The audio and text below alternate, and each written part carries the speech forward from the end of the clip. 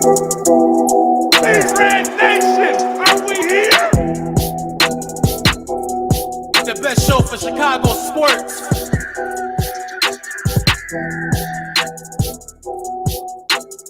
Oh my God!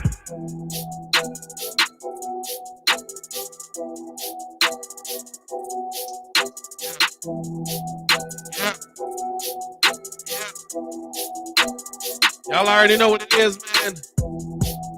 We're back to designer back at it again. Another week of Dope Sports Talk. Appreciate y'all tuning in and rocking with us, man. Hit that like button. Subscribe to the page. On the docket today, can the Bulls gain ground in the East? Y'all know we got to talk about what happened to the Oscars last night. Is the Eastern Conference tanking to avoid Brooklyn?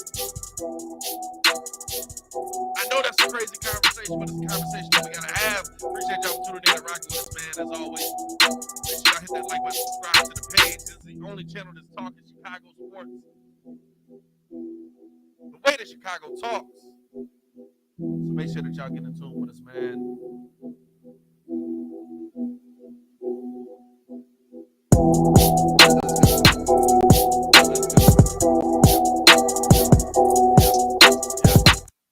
How y'all feeling today? How y'all feeling today? How y'all feeling today? How y'all feeling today? Appreciate y'all for pulling up for another episode.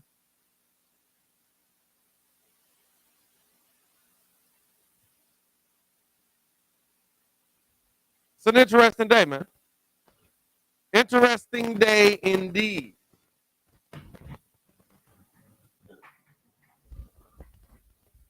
Y'all hear me? Y'all hear me? Y'all got me? You said it sounded a little off?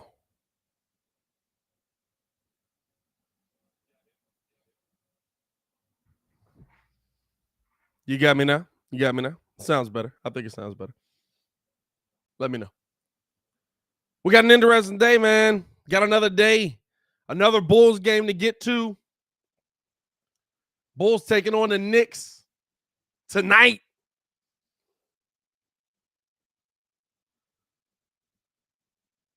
A team that this team should beat, but question marks are everywhere. A team that this team should beat, but question marks are everywhere with this team. And so you have to come into the night with the same fight you had last time for the Cleveland Cavaliers. Don't come in with that fake spice. Don't come up in here with that fake spice. We're not doing that, man. We're not doing that. Make sure y'all hit that like button, subscribe to the page. Because we're going to be giving away that Io DeSumo jersey back there as well when we hit 13,000. We're almost at 12,500, man. Almost at 12,500.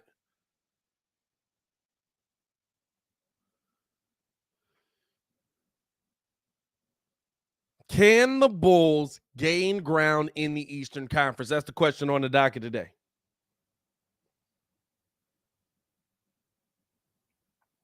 And the reason, right, the reason that we're having that conversation is because of what we've seen in the East with the amount of movement with how these teams are falling into place, right?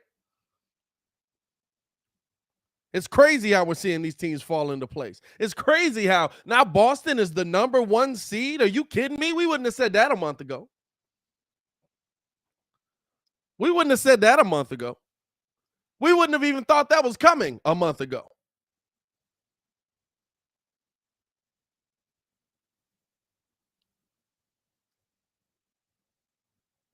We wouldn't have thought that was even possible a month ago. But Boston is the number 1 seed in the Eastern Conference, which is going to bring up an entirely different conversation that I think is more valid.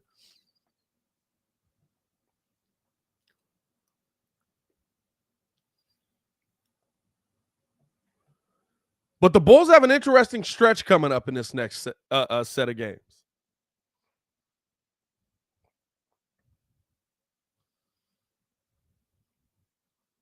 The Bulls have an interesting stretch here where they could gain some ground based on how the East has been moving. Right now, we sit at 43-51. We will be playing Philadelphia, a team that we absolutely have not beaten one time this year, but y'all know regular season don't mean nothing in a lot of these games, right? And so as you look at the Bulls schedule coming through, these next three anyway, you've got the Knicks, you've got the Wizards, you've got the Clippers, and then you will add on the Heat. And will they still be tanking is the question. That's a conversation for the end of the show as we welcome in our resident Heat fan who definitely believes that they're tanking out here, Mr. Stefan Nadine. Big tankathon out here. Big tankathon in this mug, my boy. big tankathon. What's good? What's happening, my boy? How you feeling today? Restream wouldn't let me in. Travis. Hey, they be hating on us sometimes, though.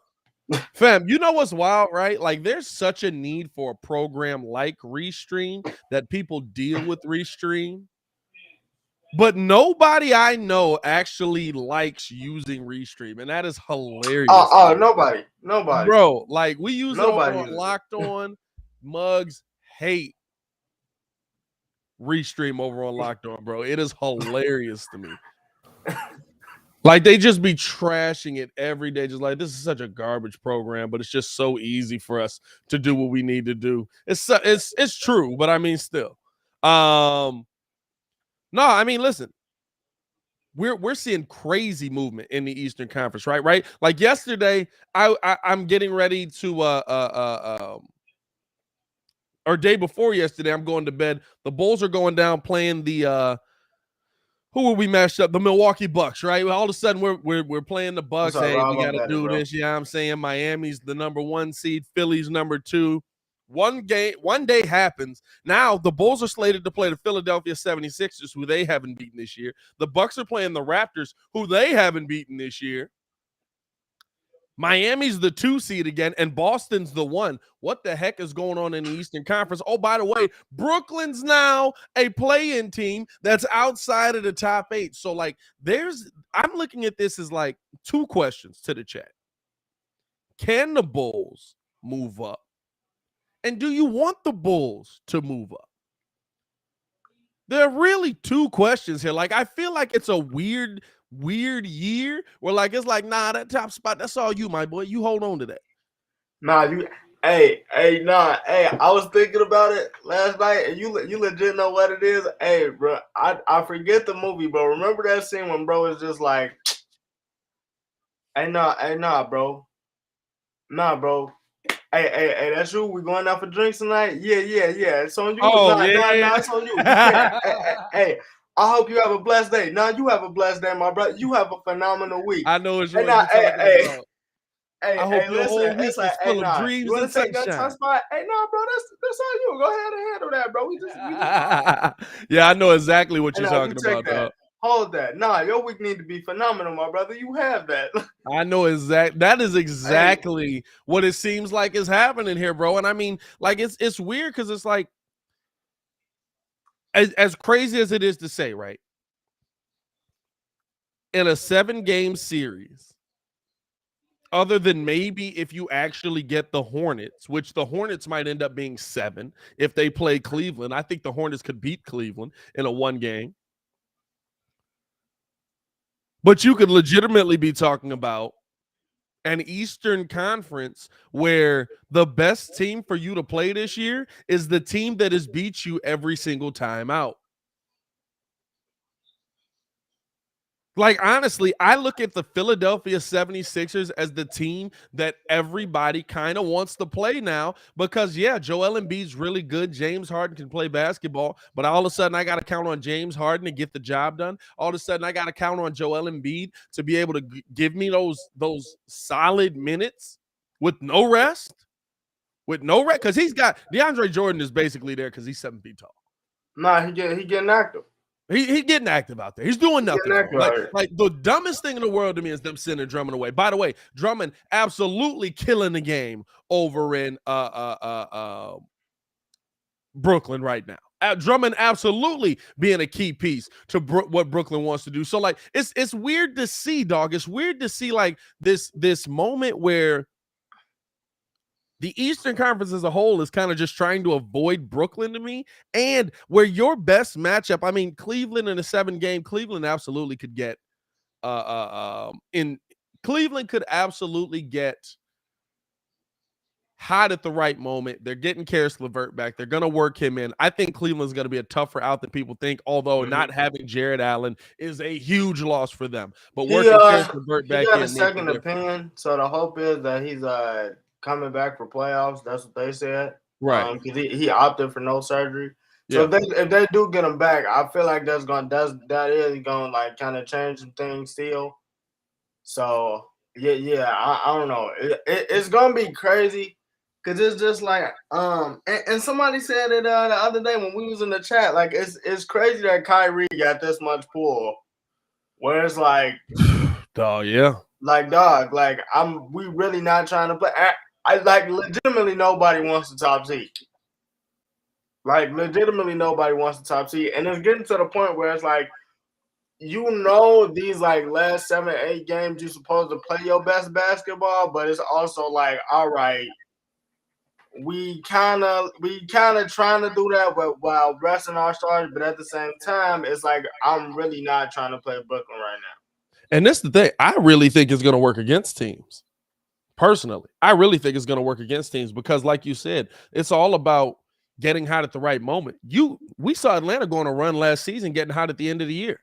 You know what I'm saying? They did enough to win, but then by the end of the year, Atlanta was killing teams, which is why Boston might be more of a threat than I thought. I still got smoke for all the Boston fans that had hate for me, but Boston might be more of a threat than I thought. Not gonna lie to you, but it's because they're hot at the end of this season going in. Now they did lose Robert Williams today. He could be out indefinitely. Yeah, just saw that. Yeah, meniscus. That's huge. That's gonna be big for them, bro, because that's basically their defensive anchor. So without him, yeah, I don't know. That middle is fruit. What they be saying, free cheese? Well, it's still got, which weirdly enough, dog, like, why bring back Daniel Tice? I'm so confused. Because they would use them for a little minute, but it's like he gets a little bit of run and then he falls out of the rotation. And maybe it's because you need that other guy with him, but like, I feel like Daniel Tice could give you some good run on that. You know what I'm saying? Right. But it's one of those where like that's huge for them. And even with Boston, dog, like now they lose Robert Williams. There's going to be an adjustment. There could be a couple of games where they lose. They'll be right back out of it. Like they've got the top spot. Guess what? Miami, get right back in there. That's all you, my boy. Because I mean, if we're being honest, right? This is how it's separating right now. You and Boston, as you personally on the team. Miami and Boston is technically tied, but I believe Boston has the tiebreaker in the sense of they won the game, stuff like that. Milwaukee is a half game back out. They're in third. Philly is a half game back out. They're in fourth. The Bulls are 3.5 back. That's kind of where the drop off begins. But even that, right? Like, Philly's one of those teams where they're trying to figure out how everything's going to work and get their playoff rotation and all that set here. And they got the Bucks tonight. Or tomorrow night. My bad. They got the Bucks tomorrow night. They could absolutely drop there. That's even more separation. They finish out their season pretty easy though, so even Philly could move up in this sense. Like there's so much moving, and so I'm coming into this like, one, can the Bulls move up? Bulls have a tougher schedule, by the way, than anybody coming out down the stretch. And two, do you want to? Like I feel like you kind of just want to get home court advantage, right? At least four. Yeah, you know what I'm saying? I feel like you want to get home court advantage because the Bulls are better at home than on the road. We've seen that. Strategically, that makes sense. But, I mean, you look at it's going to be tough to get. The Bulls have the toughest schedule probably out of anybody. I mean, Milwaukee has 3 tough games left this season. Clippers might be tough, but I doubt it. Nets, Celtics, and us. Well, they got the Mavs too, but I'm more so looking at I'm more so in the Eastern Conference, I should say. The Bucks really just have the 3 games: Nets, Bulls, Celtics, that are tough. I mean, the Bulls got basically everybody that's in the top 4 finishing out their season. You know what I'm saying? Like this is not going to be you finish out the season: Heat, Bucks, Celtics, and then you get the Hornets and Timberwolves. So you got to get these 3 tonight at a minimum to feel good about going into that playoff series right there. Yeah, Greg was good. Ricky was good. Yeah, these two, like the Knicks and Wizards. I mean, these two you gotta get. And then after that, I feel like it's a chess game after that. Like legit. You play these 2 games, you win these 2 games. Like then at minimum, it's just like, okay, do we really go all out for these? And it's crazy that I'm saying that, but it's like legit. Like, do we really go all out for these? Like, what's the like you know, what are we doing? Because at that point, it's 5 games left. I mean, like DeMar is hurt. Yeah. Zach is playing better. Do you get him a little rest? I don't know, cause I was talking about this with Ken yesterday. And I'm just like, dog, like the Suns are so high up that it's just like I will legit play you for a half, and then whatever happens, like if we lose, I'm straight, like because they're already 9 games up, like they can realistically they can pick and choose what they want to do. But you know what? They can just do whatever they want to do. But it's a chess move. It brings on the age-old question, right? Which is better, rest or preparation?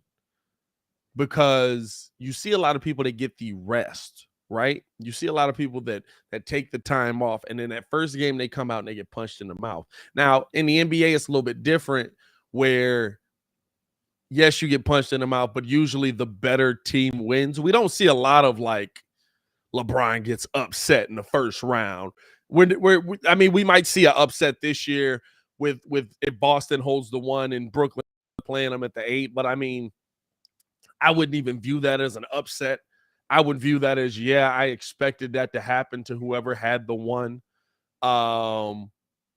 But to me, like it's.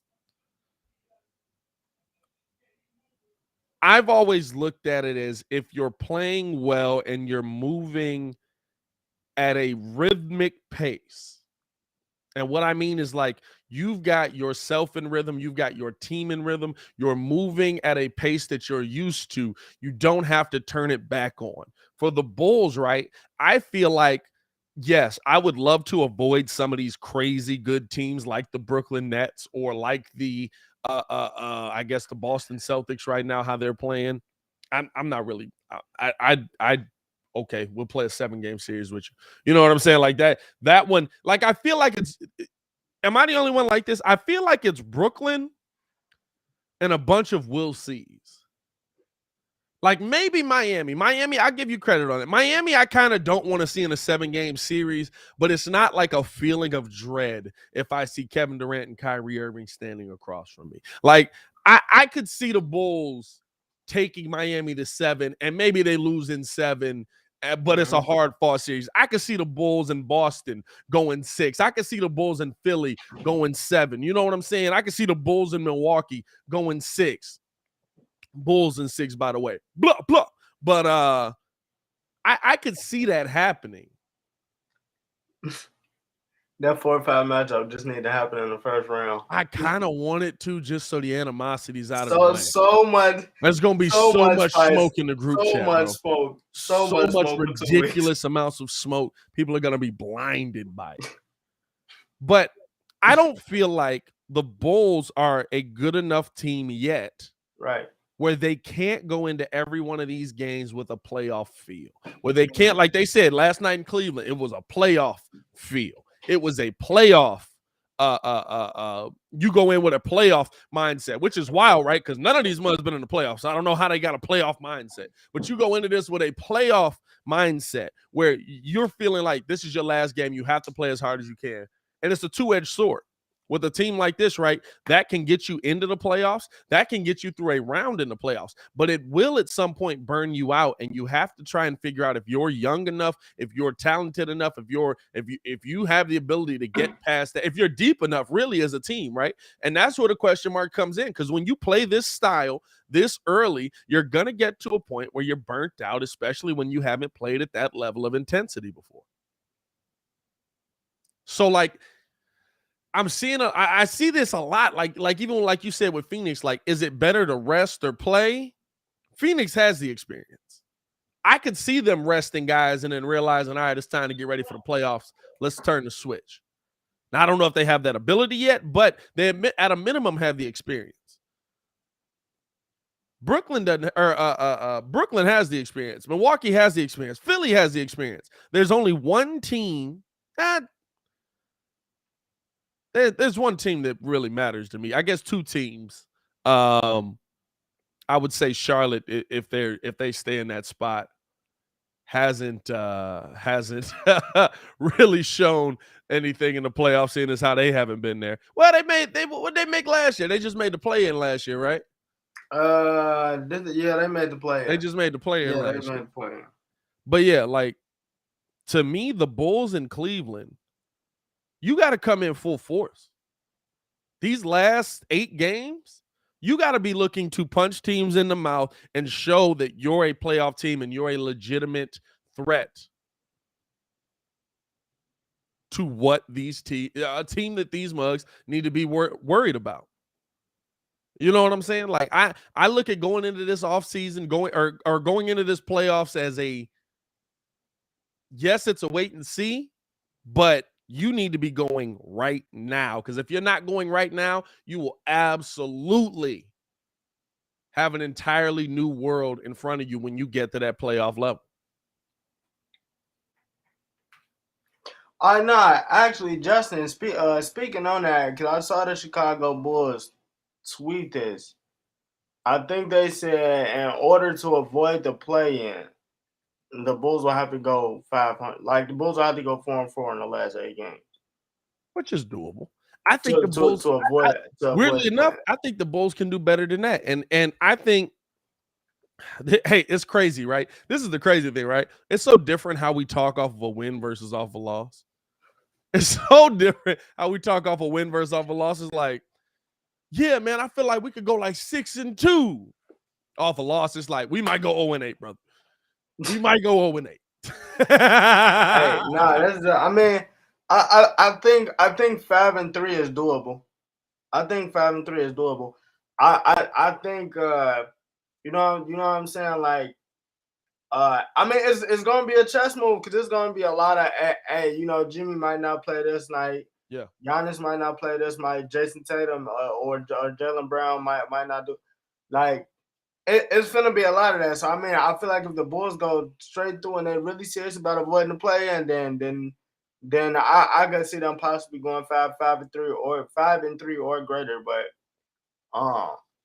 I mean, that's just where I'm at with it. Like, do I think they avoid the play-in based off the schedule and what team they're playing for? I think I will give them the last game against Miami. I give that. No, you ain't giving that away. It's all you, bro.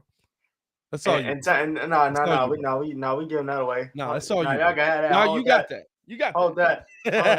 I hope your whole week is full of doves and sunshine. Hey, what is that? Irish Spring? Burberry. So. That is lovely, my brother. That's absolute. And let's get into that, right? Let's get into that. For the first time, by the way, appreciate y'all for tuning in and rocking with us, man. Hit that like button, subscribe to the page. We are live on YouTube. We are also live on Facebook, I believe. That was kind of I think we are. That was kind of an accident, but yeah, I think we're live on Facebook as well. So share that up to all the Bulls pages, whatever. Shout out to y'all, man. Appreciate y'all for tuning in and rocking with us. So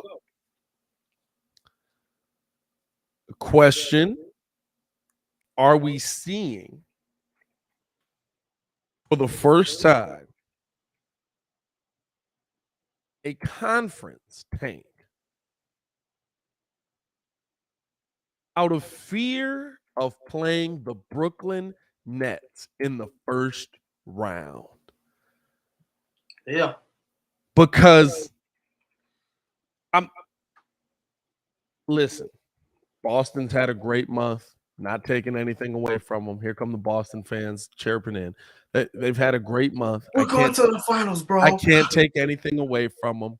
They're the first seed in the Eastern Conference. But I would be remiss if I wasn't to say that they're the first seed in the Eastern Conference based on the fact that Miami has absolutely dropped some games that seemed incredibly winnable. Philly has dropped some games. Milwaukee has dropped some games that seem incredibly winnable. And I know everybody's got to play. I know everybody's got to, you've got to come out and you've still got to play the teams that are on the court. But it seems a little suspicious to me. As I'm watching, like if y'all watch some of these games, they're doing dumb stuff. They're doing dumb stuff game in and game out, and then they lose it. And I'm like, wait a minute, what? This is a team that went to the NBA Finals that still has most of the pieces that were on that team. Nah, they there. Is this the Brooklyn flu? Are people having the Brooklyn flu like they were having the Rose flu? Like this is wild, dog. Like Miami losing 4 games straight, 3 of which are the games they did not have their best players on the floor. In the Philly game, no James Harden, no Joel Embiid. In the Knicks game, no Julius Randle. In the who y'all play in the middle of that? Y'all play somebody else. Warriors game. In the Warriors game, nobody. It was Jordan Poole and them boys. Literally nobody. No Clay, no Wiggs, no Jordan Poole and these dudes. Fam, legitimately. Like it was Yeah, no Clay, it was Jordan it was Poole no and Gary Wiggs, Payton. it was Gary no Payton the second. Bro, I was amazed at what I was seeing, dog. Bro, and that's the thing. Like, I was much like, oh man, you not really tripping off this? How are you not freaking out, bro? Eric Spoelstra and Pat Riley had a conversation. Pat, don't get it twisted. Pat Riley is competitive. Pat is trying to go to the finals. Yeah. He cares about how we get there. He cares about how we get there. Like he know that this is probably a 52-win team. We can have the top seed, but we might play Brooklyn in the first round. Yeah. If we believe that we go into the finals, which I actually think we got a shot at, I don't want to play Brooklyn in the first round. It just is what it is. Same thing. Same thing with Milwaukee. Now Philly and Boston, they don't know no better. That's just cool. I think the first seed is just gonna solidify Joel Embiid's MVP chances. They don't know no better. That's cool. But at the same time, exactly, Cornelius, if everybody think we go into the finals, the best option to do it is to avoid Brooklyn until all costs. And this the wild part. I agree. Right? Brooklyn could kill anybody. Now here's the even crazier part about it that a lot of people aren't thinking. Brooklyn legitimately is in a position where if Atlanta gets hot for one game, they may not be in the playoffs. But here's the strategic part of Brooklyn. Dog, this gets deep. If Brooklyn stays 8, what happens? They play the 2 seed. No, if Brooklyn stays 8, they would play Toronto. Oh yeah, the 8-7 matchup in the play-in.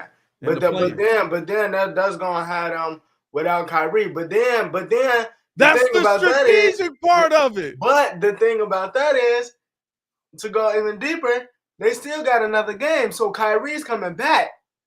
So at minimum, you playing the what? You playing the 2 seed. Right. No, but here's the thing. Right? Here's the thing. So you gotta beat. So it's 7-8. So the loser of that plays whoever beats the 9-10. Here's my thing with it. I believe, and I think that whatchamacallit, Brooklyn believes Charlotte can win that matchup versus Toronto. As it stands right now. Hold up. Oh, it's not even Toronto no more. Oh, Toronto moved up. It's Cleveland now. I know they're not beating them. So now it's a Cleveland-Charlotte matchup at the bottom of it. Toronto's moved up to 6, actually. That's my bad. Oh, well, see, then you're going to have Kyrie for both games. You would have Kyrie for both games. That's my bad. But here's the thing. That flop between 6 and 7, this is my thinking of it before I just double-checked it. This is my thinking of it. That flop between 6 and 7, hey, they could be 6, they could be 7. I ain't gonna lie to you. I'm not going into this game without Kyrie. You know what they're not gonna be? 10. I'll play Atlanta, and then I'll play whoever's left, but I'm not going into this game without Kyrie. And then if you do get that, right, you get that first play-in matchup, you get the playoff feel. And now you're going into this mug with already playoff blood pumping. You got playoff KD standing over here. Who's competing with that? Dog, like it. I'm looking at this. I'm like, fam, this is getting too strategic out here. There's no way mugs are not legitimately tanking. And the thing is, that's why I keep saying, bro, it's chess, not checkers. Y'all keep going game to game, freaking out, bro. At some point. And this is the reason why I said Miami was not going to keep the first seed. At some point, they were going to lift a mandate. As we were talking on the trade deadline special, Adam Silver came out that day saying that he was trying to help get the mandate lifted. At some point, the mandate was going to get lifted. So either way, this was happening. This was happening. We're doing it live. We're doing it live. We're doing it live. Let's do it live. It's happening. It's happening. It's here. It's happening. So it's like everything is legitimately strategic. Like the first 3 seeds is like kind of tanking, but then that 5, 6, 7 is just like, all right, what are we doing? So I don't know, bro. Bro, when I tell you legitimately. I haven't seen fam. This might be the best season of basketball I've experienced in 10 years, bro. Nah. This season cold. Fam, this might be the best season of basketball. I mean, let's be real, right? Like, if we're talking about what is a dope like. The year Dirk won it was a great season. The year, I mean, before that, I guess Kobe getting back to the finals versus Boston to play him a second time. That was a great season in basketball. That was dope.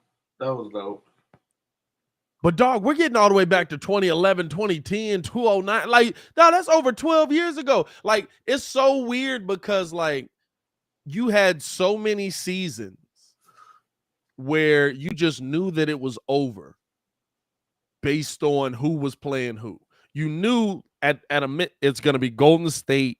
It's going to be LeBron, whoever he's playing for, because he's going to stack his team to match up with him. Golden State, LeBron. This season, I legitimately don't know who's going to win the NBA Finals. Phoenix is the 1 seed. Would I say they're the favorite? Yeah, they killing mugs left and right. But you know what? Memphis is mad nice. Memphis is mad nice. Memphis Guess mad what? nice. Golden State also still in this mug. Stephen Curry slated to possibly be back by the beginning of the playoffs. He's playing against Denver. Oh, yeah. Denver's won 3 of the 4 matchups this year. They could get upset by Denver. Now you got a 6 seed going into the next round, dog. Now, when you get to the bottom, kind of like, I don't feel like Minnesota really has a shot. I don't really feel like the Clippers have a shot. I don't feel like I feel like Minnesota was a good regular season story. That they like. What's up with the Clippers? Is anybody coming back? They said they're working towards it, but like Ty Lue been saying that for the last 3 months. Yeah, I'm So confused. at this point, it's just like when Paul George come back, he come back. Because Kawhi ain't coming back, but Paul George, when PG come back, PG come back. I'm not really, I ain't really like tripping off that. But I mean, I will say like, I mean, it's been a crazy up and down season, but it's like I feel like out of all the seasons, this one been worth it because it's just like, damn, Kyrie only played 20 games. If he played legitimately, even a 50 to 56 game season, we talking about this dude being 50, 40, 90. It's so many 50-point games going around. It's like water at this point. Yeah. LeBron is 37 and leading the league in scoring with a 30 ball, with a legit 30 ball. Yeah. He rolled his ankle awful last night. He might be out for a little bit of time, dog. I don't know what's going on with Brian, but he might be down for a little bit of time with that one. Like DeMar DeRozan, like legitimately had a career resurgence. Like the Cavs is like quote unquote back, and this time it's not because of LeBron. Like they're actually hooping. It's wild, bro. I'm telling you, like this is the best season of basketball, top to bottom. And I mean, this is the thing. It's because of the nuance, right? Like, I'm looking at this 3-6. Toronto absolutely can beat Milwaukee. They match up perfectly. They match up perfectly with Milwaukee. They're probably the only team that does. Length, size, point guard play, defense. They match up perfectly with Milwaukee. They actually could upset Milwaukee at a 3-6. 4 and 5, I think the Bulls match up well against Philly because I don't think Philly has the depth anymore to really get the job. Now they could come out and blitz us and win 4 games straight. Absolutely. They might do that. But I think that that's a good matchup. Boston versus Cleveland. We'll see. No Robert Williams now? No Robert Williams. No Robert Williams, but Jared Allen possibly coming back. Bruh. Now I'm looking at the Cavaliers like, yo, y'all can knock them off. Charlotte, okay, but I expect Brooklyn to take Charlotte's spot. Brooklyn playing Boston as the 1, and really Cleveland will play y'all right now. Y'all are the 2. Cleveland will play y'all right now, but I don't know how that would fall out. But I don't need that either. But Brooklyn versus Boston, that's a heck of a matchup. Cleveland versus Miami, that's a heck of a matchup. I mean, dog, like there's matchups all the way to the 10th seed. All the way to the anybody can knock anybody off, though. That's the thing. Anybody can knock anybody off. Like this is the thing. This is the one year where like around playoff time, like it's just not gonna be the player that has to get it done because legitimately every team can knock off every team. Yeah, it's like legitimately gonna come down to coaching. I don't know about that in the West. I ain't gonna lie to you. Phoenix see the Clippers round 1. They're knocking their heads off. It's legit. Phoenix, Memphis, and Golden State, and nobody else. Yeah, no. Phoenix, if Phoenix see them in round 1, they're knocking their heads off. I ain't gonna lie to you. Which was crazy because when Anthony Davis was like, listen, they only got that last year because I was hurt.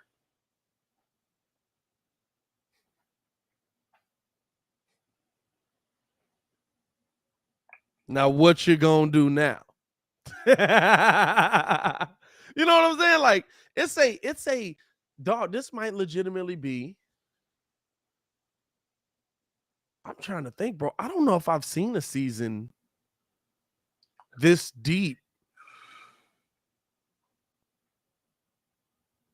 Fam, I'm trying to think in my life, bro. Bro, we've never I don't think we've Have we ever seen a season like we saw that? Like, this is the thing, right? Like in the 90s, the East was deep, but you knew you had to beat Jordan. In the 2010s, you knew that the West was deep or the East was deep, but you had to beat LeBron, and no one could beat LeBron. In the early 2000s, you had to be, I guess the early 2000s Western Conference, maybe. But we're talking about legitimately an entire league. Nah, it's the entire league. Like all the way I'm down not gonna to lie to you. all the way down I don't to think I think Utah's a little man. But all the nah, way down to Denver. Utah. I told you Utah's a 4th seed. That's really a 7. Dog, all the way down to Denver, we're talking about in the Western Conference to me is crazy competitive. I think Boston about to start tanking though. I think Boston got the first spot and then realized what that meant.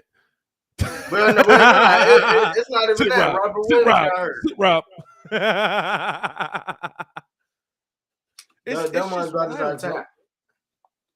It's just wild. It's like looking at it and you're literally just like, fam. And here's the thing, right? It could all get turned on its ear. Imagine if Boston or if Brooklyn gets beat. Oh, Brooklyn gets beat. Everybody was doing this for no reason. There was nothing to see here. This was But that hey, oh, Brooklyn's out? Oh, we all got a shot. Let's go. Brooklyn's out? Oh, we all got a chance at this. Let's get this done. Like, legitimately, imagine Brooklyn gets beat. You're talking about Atlanta or Charlotte as an crazy thing, right? So let's say Toronto slip again, and then they don't have, and this is the crazy part. Toronto slip again. They can't. Brooklyn can't have Kyrie. They got to play Toronto and Toronto. They lose. Atlanta can get hot for one game. Well, this is the thing. How it's set right now, if Brooklyn wins, they would be playing the winner of 7 and 8, but they would be in the playoffs no matter what. So then they'll play. So the only way for them to be out would be if Atlanta beats them. Right now, as it's set. Now, granted, like we said, we told y'all when we started this thing, like the difference between them, right? Atlanta's 9.5, Brooklyn's 8, Charlotte's 8 games back. Cleveland is 5.5 back. Toronto right now is 4.5 at the 6th seed. So like, there's some room still for a ton of movement here. That's why nobody's clinched. I think Miami's clinched a playoff spot and maybe Boston. We good. We going into the playoffs regardless. So like other than that, just like. So but I mean, really, like, say Atlanta gets hot. Now I don't expect this to happen at all, right? I don't think Atlanta has a snowball's chance in hell to actually beat them. But they can get hot for a game. A game? You're telling me a game? Because here's the thing. All it takes is Kyrie Irving not to be able to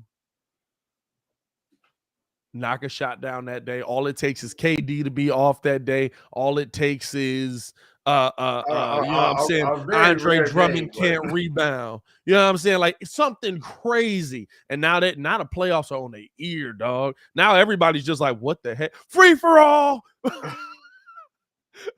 and that's the thing. It's crazy as it sounds. I think Atlanta can clip. John Collins? Nah. I forgot. I forgot. They don't have a snowball's chance, my boy. Yeah, no, they don't have a snowball's chance. If they had Collins, yeah. If they had Collins, they could absolutely clip them. But I don't even know who's on their roster, bro. It's Trae Young and them boys. We talk about Trae Young and Bogey. Oh yeah, Onyeka. They got shooters. They got plenty shooters, but they ain't got nobody down low, though. They ain't got nobody big. It's just Capella. If they had Collins, they would absolutely clip them. They got Onyeka Onkagwe. What's his name? I'm sorry. I know I'm late, but you said if they had Collins, they would clip who? The Nets. They could clip them. Hey man, in It's one game you it's never one know. game. In one game you never know. It's First of one all, game. We talking one game. one game, the Hawks are getting dubbed, if not 30 clubbed. Hey, Messing around with KD, Kyrie in a must-win game. Are you Man, serious? I The don't care Hawks, Are you nothing you talking about. serious? the Hawks didn't get dubbed at home versus Atlanta. Or versus Brooklyn. I'm about to say, same spot. Shut up. The Hawks didn't get dubbed at home versus, but I don't know. And that's the crazy thing about the playing, right? One game. And here's the thing, right? Basketball don't know this. When baseball added the play-in game, there were absolutely the best teams in baseball that got beat. Basketball hasn't had this experience yet. But it absolutely was one of those where, like, your division didn't, how divisions go. It's like the dumbest thing in the world. Like, why are we still using divisions? Oh, it's because of travel. They take planes. Like, it's not the 40s no more. Like, divisions mattered when my man's had to hop on a bus to get to Salt Lake City. Like, we can get rid of all of that, but that's a whole nother story for another day. But fam, like, in baseball, you've absolutely, like, there was I want to say 3 years ago or 4 years ago, the Dodgers were the best team in baseball by a mile. Got beat. It's one game. Can't hear a word you're saying, kid. This ain't baseball. This ain't your best. Best batter goes to bat 3 times a game. This is your best player gets the ball every possession. What are we talking about? Hey, I agree with you. I don't think Atlanta has a chance to win. But I'm not going to sit here and say we haven't seen, even in basketball, in March Madness, you just saw St. Peter's knock off a bunch of mugs. St. Peter's made it to the basketball, Elite but like it's one game, bro. It's a whole different dynamic. I don't see it. I don't disagree with you. I think feel Brooklyn is going to dog stomp them when they actually matters, and they get to use Kyrie in that game. I think it's going to be a problem. Hey, listen, the only way Brooklyn takes the L is if they start Ben Simmons against Trae Young. We've seen that matchup. We've seen that matchup. Hey, listen. You said Hornets just beat the Nets. They're playing team. I'm going to tell you the difference. On a back-to-back. It's not the playoffs. It's not the playoffs. They clipped them on the back-to-back. They just played Miami. And you know what? When you finally get the word, you know what? My second best player on the team can play every game down the stretch. You ease up a little bit. You shouldn't have, but you could get the sense of it. And Kyrie literally had like 16 points. He had a double-double, though, 16 and 10. But 16 points. If they have to play Atlanta, I guarantee you Kyrie goes for 30. KD goes for 35. Steph Curry goes for 20. Bro, Andre Drummond goes for his double-double. Oh, yeah. No, I agree. You know what, Steph? The reason why I don't agree with you is because you don't want them to win so bad because you don't want to potentially see them in the first or second round. Guess what? You're going to see them. I absolutely don't. I definitely just said that. I definitely just said that. He said he don't want to see. No, that's how we got on the topic. And I gotta ask you this. Hold up. That's how we got on the topic, and I gotta ask you this because this is the thing. If you've been watching these top of the Eastern Conference games, other than Boston, I think Boston might be getting catfished, bro. That's bad. They tanking these games, bro. They tanking these games, bro. Milwaukee is absolutely losing games that I'm looking at, and I'm like, fam, what are y'all doing? Y'all are the defending champs. Miami is losing games, and I'm like, fam, this don't even make sense right now. Y'all have been to the finals. Like, how are y'all losing these games right now? Fam, I'm watching top seeds catch the Brooklyn flu, and I'm dying laughing right now. Like, are we really seeing an entire conference tank to avoid the Brooklyn Nets? Okay, but you don't think the Bulls took care of it. AK was way ahead of it. That's why we've only won 4 games since the All-Star break. Stop sleeping. Hey, listen. I'm just saying, if it was y'all in this situation, y'all would be doing the same thing. No, I wouldn't. You know why? Because Absolutely not. we ain't been in the playoffs. So like any team we play in the playoffs is experience Nah, for us. that's I don't cap. care. That's For us cap. to have the KD and Kyrie That's come cap. through and play us at the UC in the first round, that's a win for Chicago. Like, Oh, no, yeah, okay. that's a win. Like, we are definitely, Okay. and at the same time, we match up better against Brooklyn.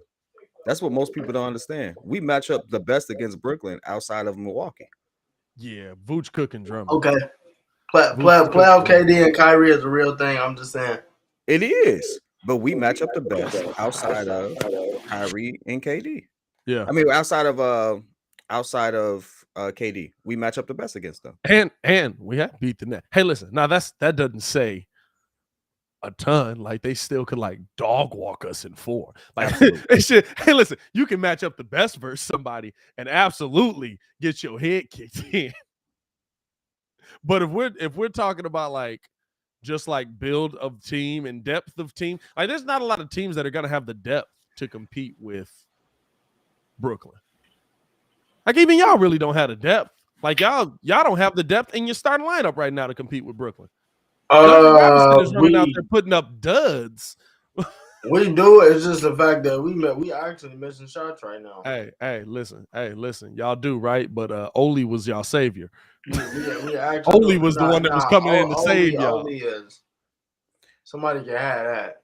Man, he ain't did nothing. This is the thing. Y'all be expecting Muggs to come. Y'all be expecting Muggs to come back and just be like, "Hey, I haven't played basketball in 8 months. It's just like when you get me back in 2K. My jump shot's still a 99. That's not how real life works." And that's the thing. I wasn't trying to give him the P Kid Kobe White treatment, but like it is that like it's legitimately that. It's legitimately that. But you can't say. Wait. But Oladipo is a much better player than Kobe White. No, he was, but it's like now he was. No, he was. This man been back for a solid 5 games? You said what? I said, how long he been back? 5 games? What, 6?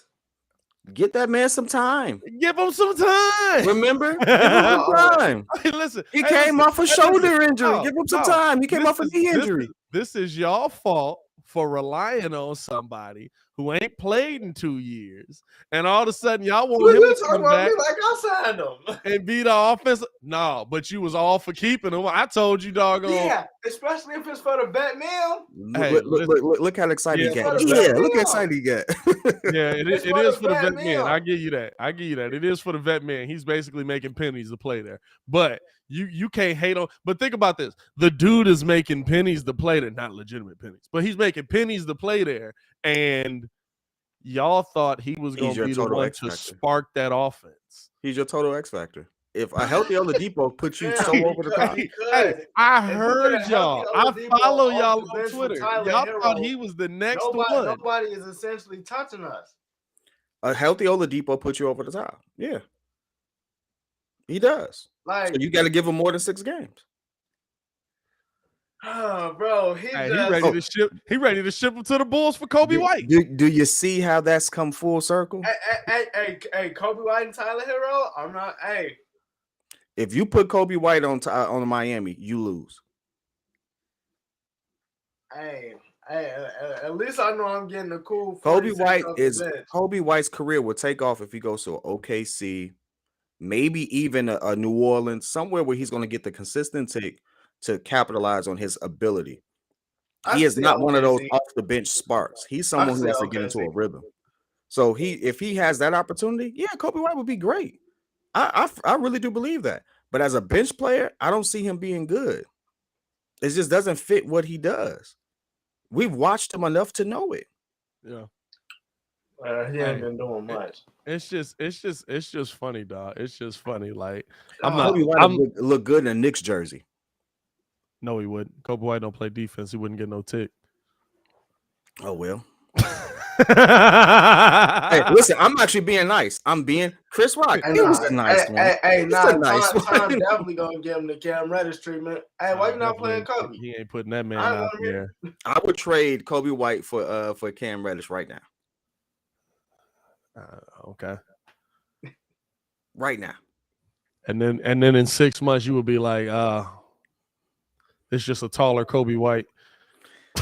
Better rebounding ability and scoring opportunities. Taller Kobe. He ain't even that much taller than Kobe White. How tall is he? He plays bigger. 6'7"? He's like 6'7". He plays bigger. Kobe definitely plays small. I ain't gonna lie to you. That is the one thing that's weird. Like Alfred, I go stretches where I forget he's 6'5". I didn't even know he was 6'5" till you keep bringing it up. I'll go stretches where I'll be like, dog, he is absolutely like. Because Io's like 6'3", and they look like the same height to me.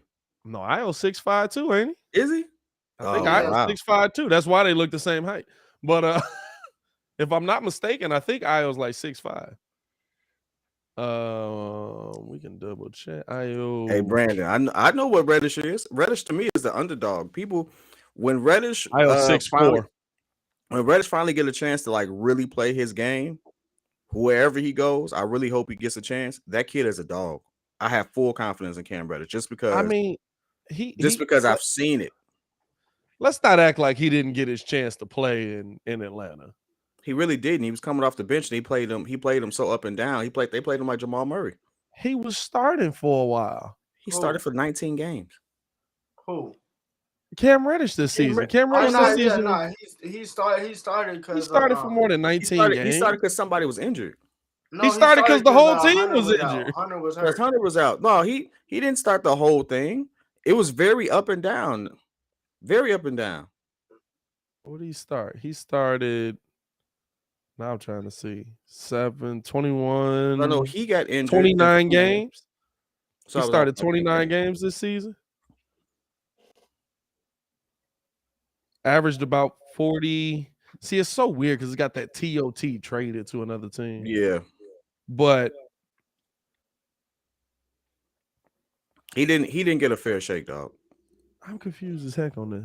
He didn't get a fair shake. Like, and this is one of the things, like, compared with the other people that we keep talking about, everyone else got starter minutes for at least a season. Cam Reddish has never had. So he started 34 games, or he started 7 games this season. He's only played in 34 games. So he must have been hurt too. Yeah. 23 minutes a game. I mean, I think he do got to get a fair shake though. He's never gotten a fair shake. He hasn't totally gotten a fair shake. Is he? He's like 6'7". 6'8". 6'8". He's 6'8". Last time I checked, he was 6'7". Inches make a difference. Hey man, hit that like button, subscribe to us. We'll be giving away that Io DeSumo jersey behind me here. That you see on that chair back there. We'll be giving that away. We'll get the 13K. Appreciate y'all for tuning in and rocking with us as always, man. Taking a break from the sports talk, man, because I know we all saw it. Clean smack. Clean. That man had the feet shuffle and everything like that. I replayed that. I showed my wife. I was like, look at the stance. That's a boxing stance. That's a pow. Well, First of all, it looked like an animated pimp smack. Hey, you know he does all of the training, man. If y'all have been under a rock and y'all missed it, Will Smith smacked the mess out of Chris Rock last night after a joke that he didn't take too kindly about his wife. Where he called his wife, he told Jada, can't wait for G.I. Jane 2. From the comedic side of it, it's a good joke. It's a good joke. Hey, real quick. From the comedic side of it, it's a good joke. Chris, listen. I am a not a savant. What's the word when you just really enjoy something? I can't think of a what? An enthusiast. I am a comedic enthusiast to the point that like I study it like I've wanted to do stand-up. As far as joke structure and timing, it's a great joke. But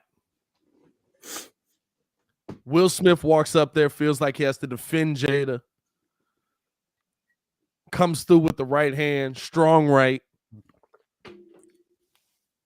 Chris ate it like a champ. Hey, and that's why we thought it was fake. Never picked his hands that up. whole time, though. That's why we thought it was fake, because he ate it like he never picks his hands up. He was playing defense like you had to guard James Harden. Hands behind the back. which also might lead to some questions about Everybody Hates Chris and how real that show was. He took that. Let's be real, right? Like we're impressed because it's like Chris Rock and Will Smith's like 6'2". I think Chris Rock's like 5'10". But really, I'm not that impressed because I'm like, you ain't never been smacked by your mama. Like, you don't go flying across the room. Oh God, they made it seem like he was about to crumble. Like, now I will say, I thought Will popped him with a fist. How it sounded on the mic. It looked like Will came through because it was clean too. Did you see the form on it? It was arm up. dog, listen, Like it was straight a at him. clean move. Chris It couldn't was have the blocked it. cleanest slap I've ever seen on TV. I'm trying to tell you right now, it's the cleanest slap I've ever Nah, seen. that mug was clean. Nah, he got him This clean. the thing I do want to tell everybody. He did right? look extremely good doing it too. I mean, perfect form, the suit, Perfect jacket form, flared walked out. off, Like popped if the you suit. pause it, dog, if you pause that joint, it's like and you make an anime out of it. It's just a perfect posture on the smack. Just like yeah. All right. Well, This is my takeaway from the whole you did. smack this shit. Both sides have points on where I view them as right. Chris is a comedian, one of the greatest comedians of all time. He's telling a joke. He's telling a joke. Chris Rock probably doesn't know about, like, we assume that because these mothers are famous, they know everything that's happening in everyone's life. And like, that's almost never the case. Chris Rock probably has no idea that Jada Pinkett Smith has alopecia. From a comedic standpoint, heck of a joke. Is it on the wild side? Yeah, a little bit.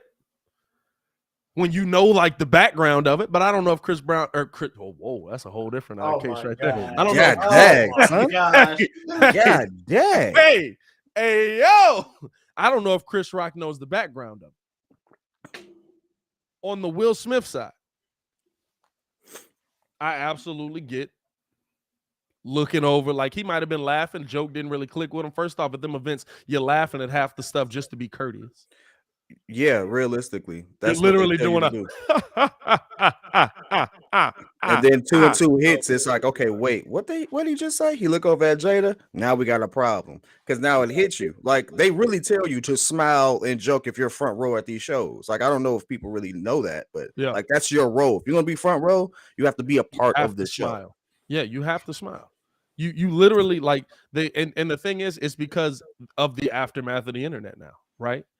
The aftermath of the internet is we've seen those guys that don't smile when they don't win an award, and it's like, I should have won that moment, and they sitting there like, all of a sudden you going all up. So all they publicists, all that stuff, right?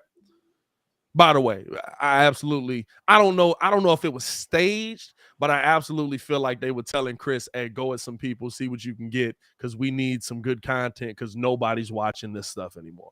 Mm-hmm. But I absolutely get Will Smith's side of it too. Like, if you've never looked over at your wife and seen her upset and crushed and felt that rage in your heart, and I'm assuming Will was drinking that night as well a little bit. I'm popping you upside your head as well. Maybe not at that time. It might have been hey, we gonna talk about this at the after party. As soon as I saw it, I definitely said, hey, babe, I slapped somebody for you, just not on live TV like that. So, not on live TV. I instantly said that. I was like, hey, listen, I'm all for what he did and how he defended his wife, but that's a private room moment.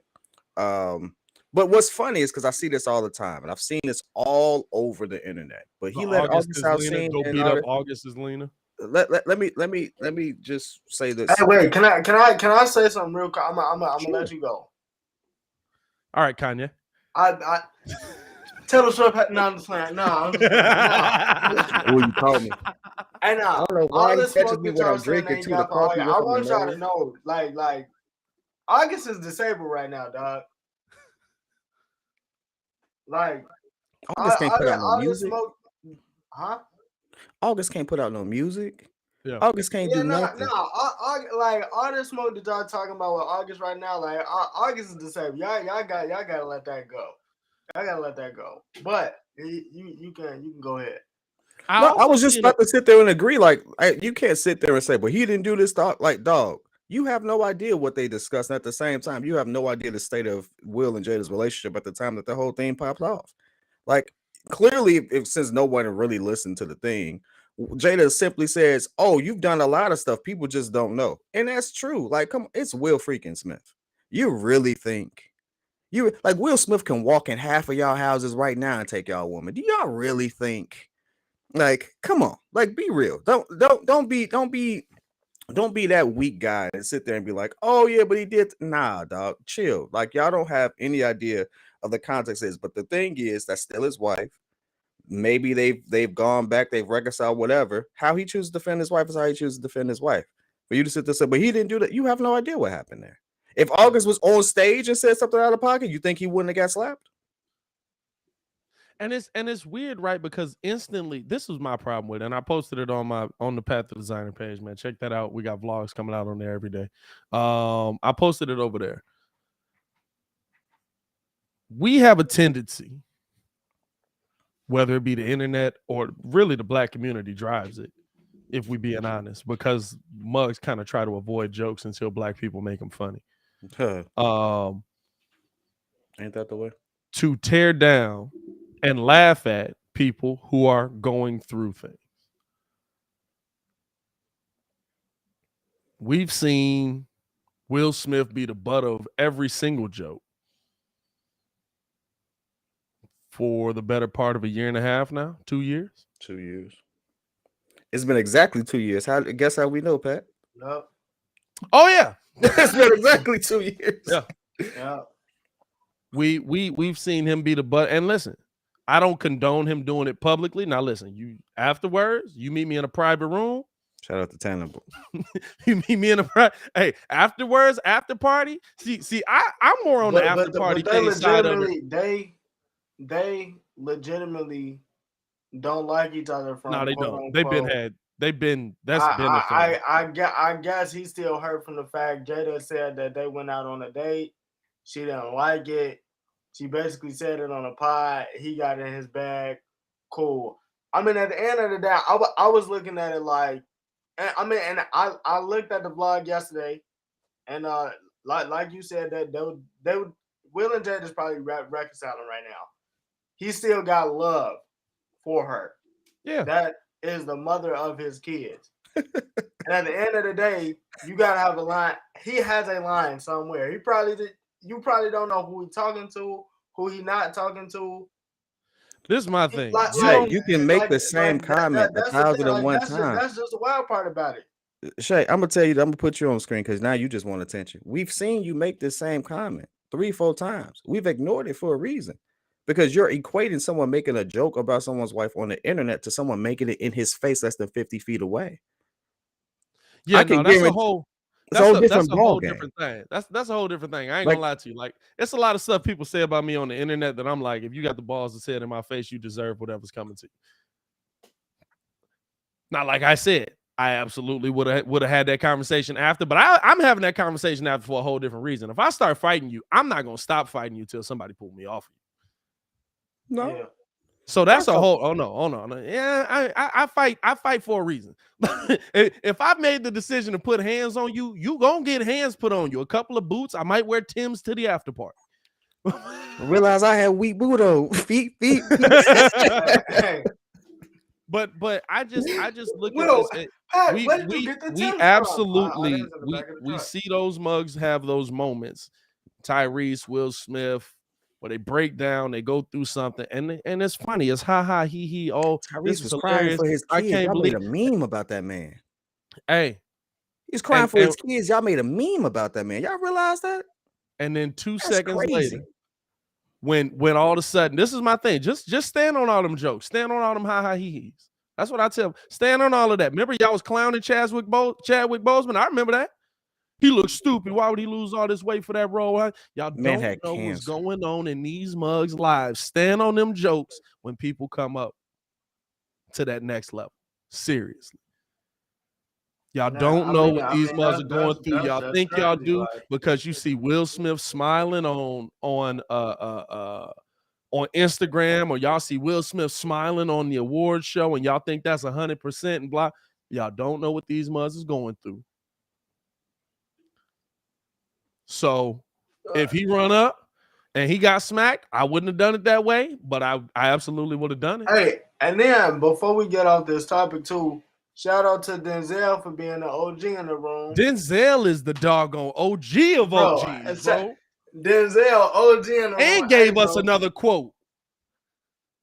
Yep. What did he say? The devil comes for you at your highest moment. He said the devil comes for you when you at your highest moment. Will Smith, y'all don't understand the honor that Will Smith was getting. Like that's the highest actor's honor you can get. He got best act. What was it? Best actor of the year. Best actor at the Oscars. Best actor for the year.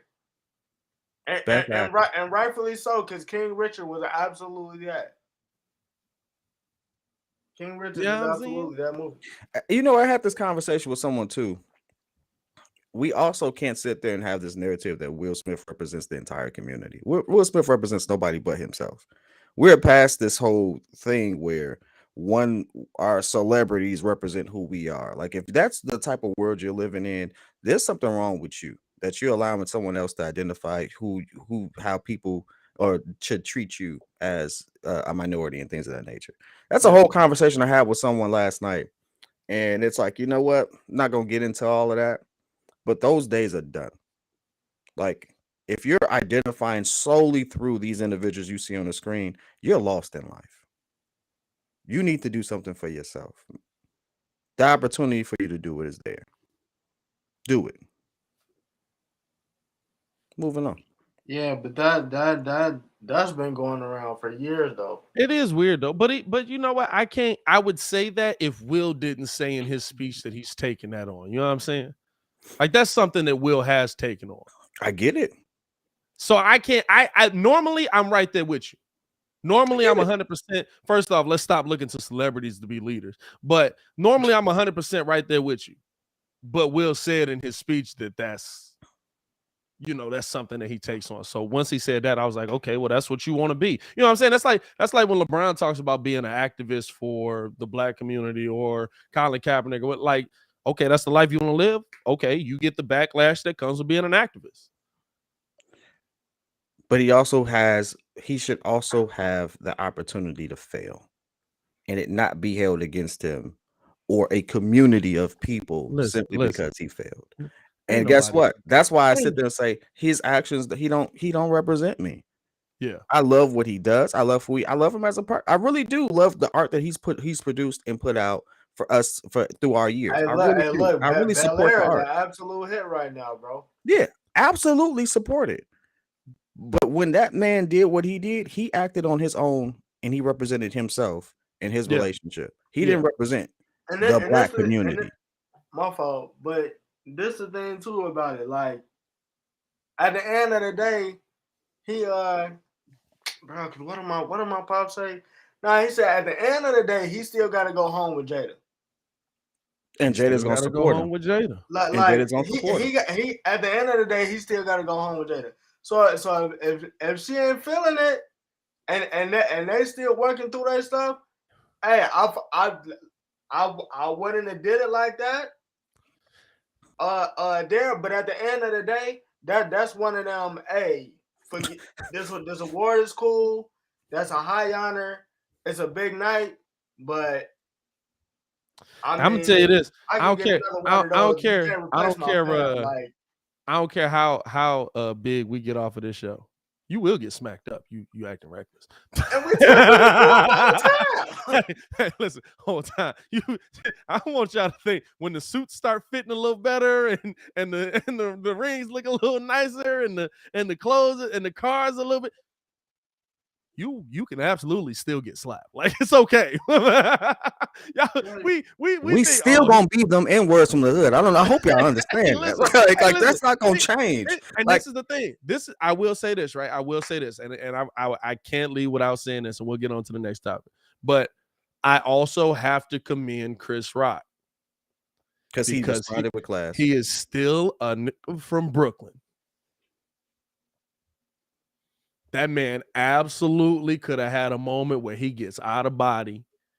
And like they must sitting there like, oh, Will Smith 6'2" and Chris Rock. I'm like, 6'2" and 5'10" ain't that far apart, dog. Like, I fought dudes bigger than me and haven't lost a lot. You know what I'm saying? Like, so it's one of them where I got to give credit to Chris Rock as well, not turning it into something bigger, taking the shot. First off, strong moment right there by Chris Rock. Good chin on that one. You know what I'm saying? But y'all ain't gonna see the ha ha he he's and all that from me, because I don't know what Will Smith going through. And that's why I don't post that Will Smith crying, you dig? I don't post. I ain't gonna lie to you. I was younger, but I was definitely in on the Tyrese jokes. That was on me. But now looking back at it, regret some of them, because you don't know what mothers are going through. And when you start to have those mental breakdowns, then you start to look at, okay, what's really going on? You know what I'm saying? What's really going on with these people's lives? So. And again, they going back to the conversation from last week. These mugs are still humans at the end of the day. Like they just bro. So celebrities is people that got a little bit, well, not a little bit, but a lot more money than we do. They go through the same, like it's the same stuff. You never know what they're going through. So yeah. Hey, I'm gonna be real with you. I'm still gonna be at the next Will Smith movie. If nothing else, I'm gonna definitely be there. And I'm trying to see when Chris Rock coming to town now. Great publicity for both of them at a minimum. Hey, yeah. Hey, you think Chris ain't finna capitalize off this? Chris got a comedy show tonight. I'm talking about, I want to see a special. Like, I need a Netflix special tomorrow on this topic, dog. I want to know what's going on. But this does bring me to the statement that it takes a lifetime to build a reputation, but one moment to ruin it. Because all I see is people trashing how unprofessional Will Smith was. But before this moment, I seen that. No one would ever equate unprofessional and Will Smith. It wouldn't even be in the same sentence.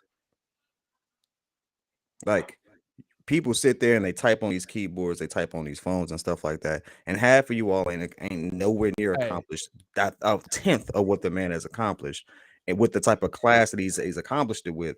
But we have all these opinions. Sometimes we just gotta shut the heck up.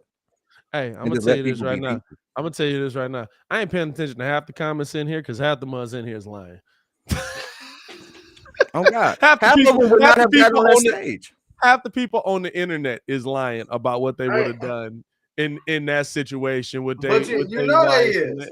Man, I'm seeing mugs just like, if somebody slapped me, I'd have smacked him back, and I'd have done. I would have did it the same. I would have did it the same way Chris did it, because at the end of the day, Chris is going to have another opportunity. I wouldn't have done it exactly. I wouldn't have done it exactly the same way. You gotta see me after. We don't know what happened afterwards. That's the part that I want to make known. We don't know what happened afterwards. We know how Chris handled himself in that moment. You know what? Though? It was so many people talking about that they was gonna work it out in the after party and stuff like that. Like, you probably, I'm assuming nothing happened after, because nobody was gonna let it happen after. Oh, you know what I'm saying? Like, work it out. Denzel wasn't gonna let it happen. Diddy wasn't gonna let it happen. Like, it was so many people in between that it wasn't gonna let it happen. But hey, that part, you gotta see me after. Y'all can try not to let it happen. Now you gotta run. Hey, listen, we can do it as men. You gotta run the one. Ain't nobody jumping, nothing. You gotta run. Meet me outside. We can do it in a secluded, you dig? Ain't no cameras. We can go back here. Somebody got a large room. We can move all the furniture out that mug. We gotta run the one. What's that one Twitter? Meet me in the streets. Yes. Hey, I know a lot of things though. I'll say this: I'm not putting money on Chris Rock to knock out Will Smith. I'm not putting money. Y'all can say he's corny. You can say whatever about his sexual preference. Say whatever. I'm not putting money on 6'5" Will Smith versus not that tall, bro. Will Smith like 6'5", bro. Will Smith like is 6'3". Nah, because we checking heights on Will Smith now to get. You check Will, I'm gonna check Chris, dog. What's Chris height? Hey, why is it such a highly searched thing? Hey, Will Smith is 6'2". How tall is Chris Rock? Chris Rock that's Chris Hemsworth. How the heck we get there? Chris Rock is 5'10". Yeah, 6'2" to 5'10". Hey, listen. Not bad. You know what I'm saying? Not bad. I mean, Hey, but Will Smith definitely got reach. I ain't trying to hear that. I ain't trying to, Hey, he nah, definitely got reach. I'm not doing it. I'm not putting money on nobody. you know he do, because he charged that up like a what was that, a Kaioken? That man legit came from the bottom and just Fam got oh round no, arms. this the thing. That was a boxing punch. Like legit, like it was a smack, but that was a boxing punch. Like in boxing, you're not supposed to like don't take Deontay Wilder like as the Thank God somebody said it. That boy do not know how to box. no, can't box. That boy Strong as do. heck, absolutely would knock. bro. I would not get in the ring with him. Everybody in here. Like, I'm not getting in the ring with him, but he can't box for crap. He can't box. When you box, you want to come. You want to come here, because this is the hardest thing for the human brain to see coming at you at a high velocity because it's not moving. You don't want your shoulder to move because if your shoulder moves, it telegraphs the punch. Yeah. So, dog, Will came through with it clean. I'm talking about he walked. Chris couldn't have done nothing if Chris had his hands up. Like he walked through it clean. Best Chris could have done was weave if he was expecting it. But Will came through with the high foul. Hey, you know what I said that was? I ain't gonna lie to you. I said, see, we just in the wrong time frame. We just in the wrong time frame. That's how they challenge people back in like 60 years ago, 70 years ago. You know what I'm saying? Like that's a challenge back in the early 1900s. Y'all ever heard Tank Davis is 5'5". Yeah, Tank Davis is also he's 5'5", and the average human being is 5'10", so it's not that much of a difference. If you're over 6 feet, you're actually not considered average. The average height is 5'9" to 5'10", so not really saying much there. Tank also he said Tank Davis is 5'5". I don't know that. Like, ain't he a boxer though? He a boxer. Tank is different. He a boxer. Okay. Professional trained. Let me tell you this right now. Boxer. You're getting boxers that take boxing training that aren't like professional boxers will knock most people out because they have professional training and they know how to avoid a punch. Some of them must be just taking that joint. Brandon said the average height for men is like I said, it's 5'10". It's not for people. I mean, it is what it is. But that was I don't know, man. Hey, you got to run the one with me. I ain't gonna lie to you. That we can sanction it. We can set it up so somebody steps in if it gets too out of hand one way or the other. Diddy jumps in with a bottle of Ciroc. Everybody talking about what Jada gonna do. Y'all do realize in the game of is it Black Air Force energy or Tim's energy? That was Black Air Force energy. Chris Rock coming through with Tim's energy. He from New York. Well, Will had Black Air Force Ones on last night. Will from Philly. Philly. I was gonna say, nah. I'm gonna just say this though, while we making jokes or like what Jada does for Will and stuff like that, y'all do realize like half the women in America was like, that's a black king right there. Y'all do realize that, right? Y'all do realize that half of the black women in America was like, oh yeah, I want that type of energy, right? I ain't gonna lie to you. Shows me a lot of toxic how toxic the world is, man. I ain't gonna lie to you. It is what it is. But for all these jokes we gonna say like Jada does this, Jada does that. That man has like a million women after him off of the same move that we gonna kill him for. Let's not cap. Like that man can walk through your local mall right now and walk out with the mall. like the clothes included. I mean, that's what I'm saying. Like, hey, ladies, yeah. What the? Did everybody in this month just say yeah? Will Smith can walk into your local restaurant with you and your lady, start singing, getting jiggy with it, and your lady gonna sing.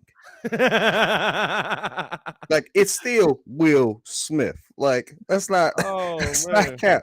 Let's get back to some sports, man. Let's get back to some sports, my boy, man. Appreciate y'all for tuning in and rocking with us. I will say, by the way, they really try to treat my man like he's just the ultimate lame out here. Like hey, listen, it's Mike Lowry. Y'all realize that, right? Hey, it's not. It's Mike Lowry. It's Will Smith. It's not Paul Pierce. This is Will Smith. It's not It's Paul not Paul Pierce though. Like, he can have a Kobe farewell tour. They love him like that. Like what are we talking about here, dog? Oh, dog. Oh, God. Hey, two things. One, we are still doing the tournament. I know a lot of y'all asked me about that. I just you got your system now. You want to sit there and have a tournament. Look at you. No, I'm talking about the bracket. best sports movie. Bracket. We are still doing the bracket. I just haven't posted the you digs on the thing because I'm tired. But I'm gonna get that up today. Get all of the rounds of 32s. We're gonna do every other day. We're gonna update it till we get to the final 8 this weekend, and then we'll have the final 4 this weekend as well. And then I think right, that's how it go. What's happening this weekend? Thursday is the Elite 8, and then Friday is the Final 4, and then the tournament ends Sunday, right? Right? That's how that works, right? Something like that. Anyway, we'll get it. Dog, RDC Hey, bro, hilarious. Dog. Hey, he went so quick with it. My man, no time. Hey, they said get the camera. Hey, you got a black base? You got a black jacket? You got a black jacket? Hey, whose black Air Force Ones is that though? Whose black Air Force Ones was just in the crib like that? Yeah, I'm saying. I'm gonna say this though, real talk. Black Air Force One still hit. Man, no, you got that energy though. I will say Black Air Force One still hit with an all black. I will say this. The dudes you see in, but you got that energy too though. Like I could see you smacking somebody up at an award show. Yeah. Full disclosure. Yeah, you got Black Air Force energy. No, full disclosure. It was like 3 years ago. It was like right before COVID hit and we shut down. It was a moment. I had a moment. Yeah. I've had moments in my past. Yeah, right? I can see you rocking Black Air Forces. Like I feel like that's a normal fit for you. I love Black Air Forces. I really do. Before y'all made jokes about it, I'm like, oh, it is what it is. Hey, Black Air Force energy been a joke a long time, my boy. Well, this ain't nothing new. I ain't had Black Tims in a minute. Hey, Black Tim energy is different. That's like New York Super Saiyan out here. But that's Super Saiyan 3 energy. Right? But I wanted to get our prediction. I feel like we're deep enough into the season where we can start having the real conversation, right? Because we probably had this conversation 7-8 times on who our prediction is for all of these awards, finishing out the season. Let's start it off with the most obvious one. I think DeMar finished top 5. I don't think he's going to finish anywhere near the top. Who's your MVP for the season? Giannis. Going off board with it. Who you got, Steph? I got Jokic. I still got Embiid, dog. I get that they down, but I mean, I still got Embiid. What is he? 29 points a game right now? Almost 30 points a game. Giannis is 29, 11, 55% shooting with 5 6 with nearly 6 assists. Let's see. We doing this. Yeah, everybody look up their guy. Everybody look up their guy.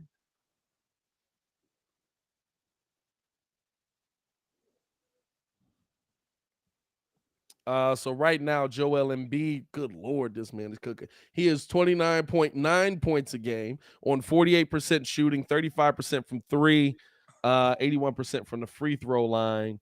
He is 4 assists per game, 11.5 rebounds a game. I don't know how you get a half rebound. Maybe that's that tip out. Also, steal and a half and a block and a half a game. All right, so Jokic got 26 points. He's off the 8 board. assists, 14 rebounds, 57% from the field, 34% from 3, 81 from the line, a steal and a block a game. 60 double-doubles with 18 triple-doubles. I mean, realistically, Jokic is 26, 60% from the field, 13 rebounds and 8 assists. Jokic is putting up freakish numbers. He really But is. he just on the worst team. Which now, not even on the worst team, really. I mean, the what should we call it? Are 4. The Sixers are 4. Bucks are 3. This might be the first time. Hey, yeah, I heard that too. What's going on in your office?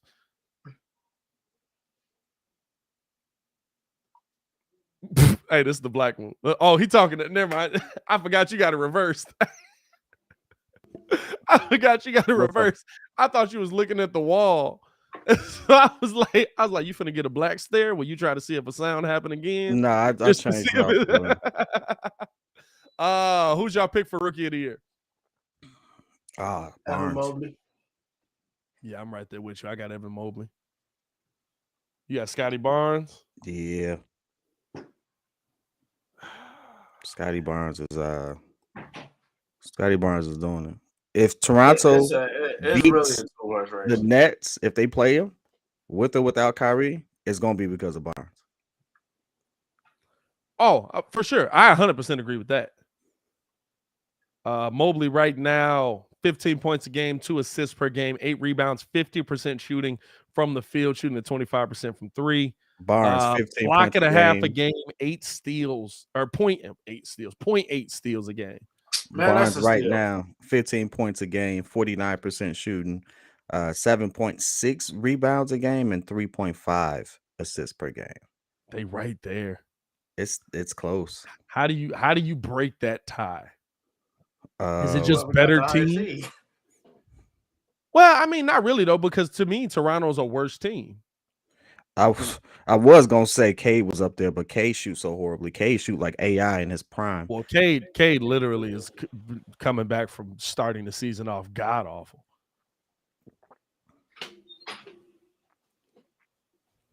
I mean, how do you break Barnes isn't a that? top 4 player on his team. Br- For him br- not to be a top I- 4 player, he I should was put up gonna the same address numbers it, as but Mobley. Barnes isn't a top 4 player on his team. Mobley is.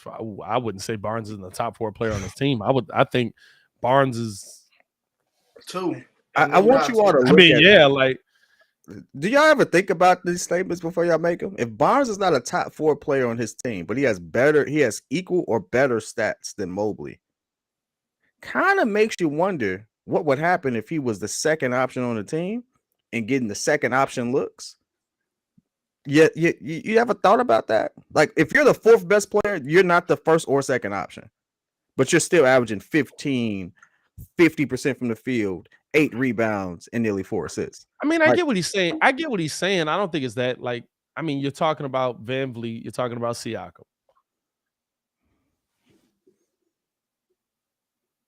He's probably third Detroit option on the hosting a team. draft for 2024. But I would say that Evan Mobley's the third option on his team. You got Garland. You're definitely going to LeVert way more. Heck, if we're being honest, LeVert wasn't even a part of it. Jared Allen was the bigger option. Jared Allen was an option. It was Mobley Jared was. Allen's So team. I mean, they're both in the same position. Mobley plays defense and Barnes doesn't. Have we been watching the same Scotty Barnes? We have not been watching the same Scotty Barnes. We're just gonna move on from that one. I'm We've not been even gonna watching go the same Scotty back. Barnes. Most improved. Who y'all got for most improved? I'm gonna throw you for one. I'm gonna let y'all go first. I'll say Bridges. It's Bridges. It's Bridges. Is comeback player of the year still a thing in the NBA, right?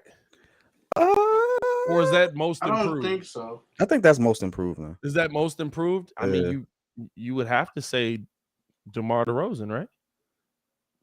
I'm gonna give you one. Darius. You'd almost have to. Darius Garland's a great one too. I'm giving Garland. No, Darius Garland. Darius Garland's a great one.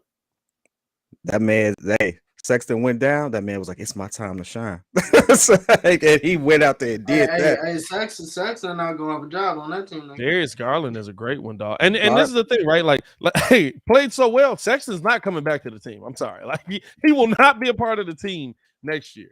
Dog, Garland Will literally went from 12 points a game to 17 points a game to nearly 22 points a game. He's increased his production by 5 points a game each time he's been given literally 3 more minutes.